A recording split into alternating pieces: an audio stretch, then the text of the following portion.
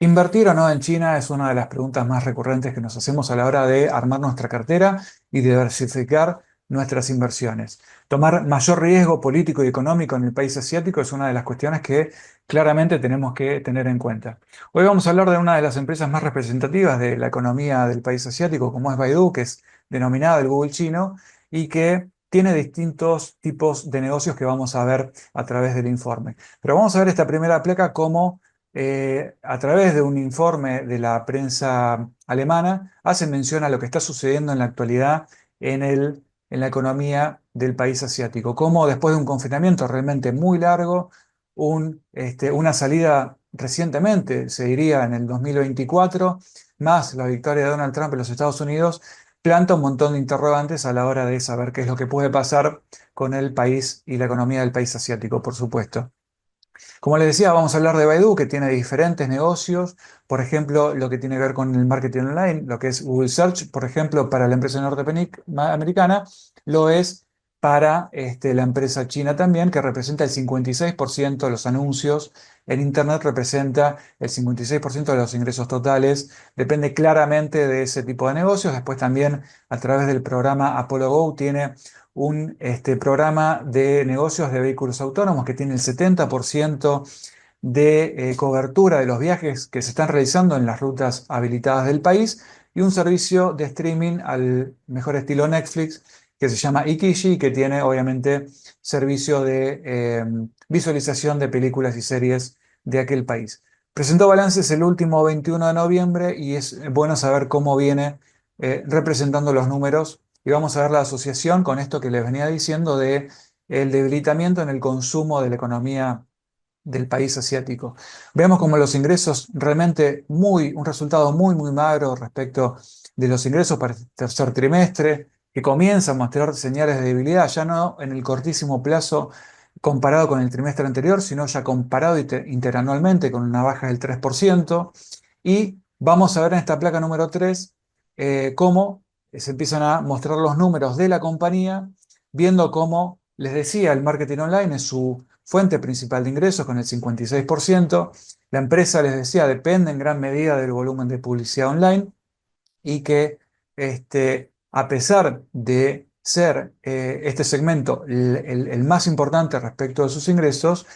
interanualmente bajó un 4%, también mostrando señales de debilidad si empezamos a desglosar cuál es la realidad de la economía. Les hablaba de los vehículos autónomos, es el único segmento que creció en doble dígito, en 12%, principalmente también en el segmento de otros, la posibilidad de la inteligencia artificial, un servicio que es también uno de los dos servicios a través de sus ingresos que viene creciendo la inteligencia artificial, así como se da en Microsoft, en Google o en Amazon, también la inteligencia artificial viene siendo de mayores ingresos también con el 12% de crecimiento interanualmente. Y el servicio de streaming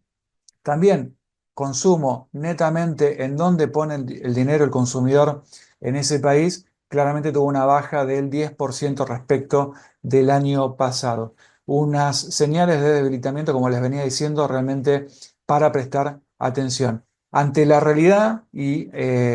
ante esta cuestión que ya se viene dando en el último año, el management, con sentido hasta lógico y con todo sentido común, se enfocó en la reducción de costos, ¿no? Vamos a ver realmente dónde se hizo el recorte. Y cuando realmente empezamos a desglosar dónde estuvo la reducción de costos, claramente estuvo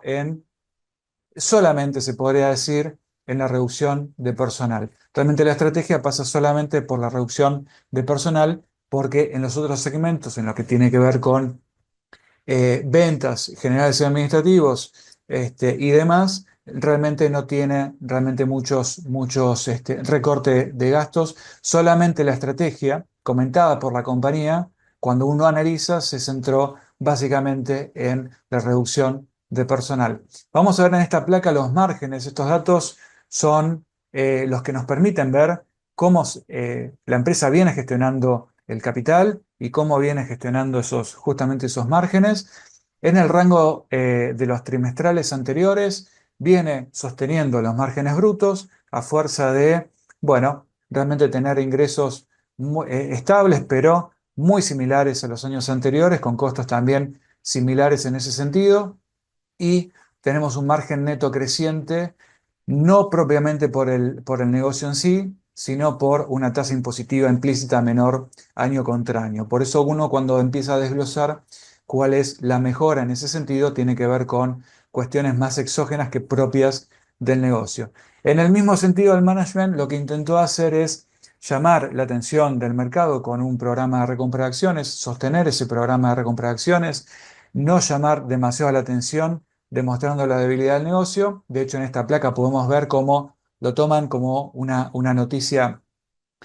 realmente a destacar. No solamente el rating del MSCI, sino también la recompra de acciones en 161 millones de dólares solamente en el último trimestre, acumulando 1,4 billions, digamos 1.400 millones de dólares en lo que tiene que ver con el programa del 2023.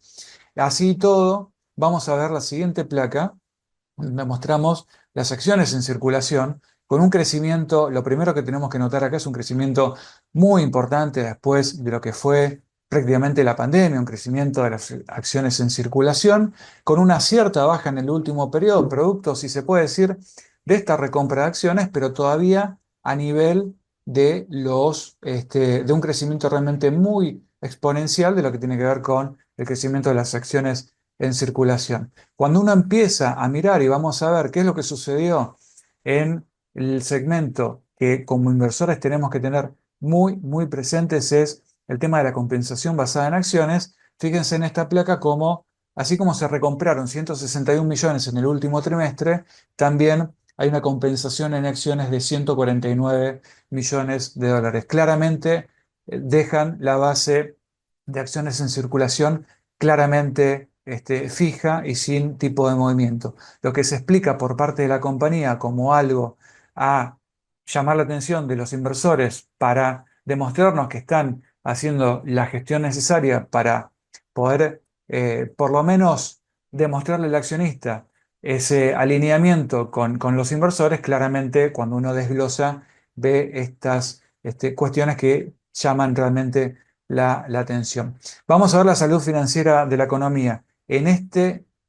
Volvemos a reforzar lo que mostraba en los últimos datos. Un efectivo decreciente, el cash y el equivalente disponible para la empresa disminuyendo un 30% respecto del año pasado, una deuda neta que si bien no supera el efectivo, una deuda que no supera el efectivo, por eso tenemos una deuda neta negativa, en este caso sigue siendo negativa, o sea, quiere decir que hay más efectivo que deuda, pero claramente mucho menor a los 15.500 millones de dólares representados del año pasado, un debilitamiento también en esa posición financiera, una deuda neta sobre el equity, se puede decir razonablemente saludable en el 0,3%, y los retornos, algo que nos interesa a nosotros como inversores, muy, muy magros y muy, digamos, en ese sentido cortos para la participación de mercado que tiene una empresa tan grande y generación de ingresos como Baidu, con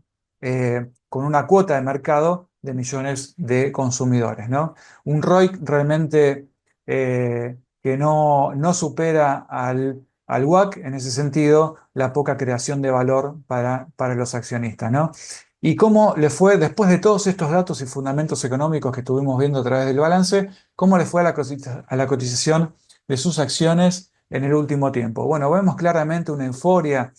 post pandemia, claramente cómo le pasó a muchas empresas tecnológicas y cómo los fundamentos fueron haciendo mecha. No es algo reciente, sino como el mercado fue reconociendo y va pagando fundamentos en el mediano y largo plazo. Fíjense lo que es esta placa de los últimos 5 años, cómo el mercado pondera fundamentos en el largo plazo y es una caída constante del precio de sus acciones en el periodo de los últimos 4 años, para ser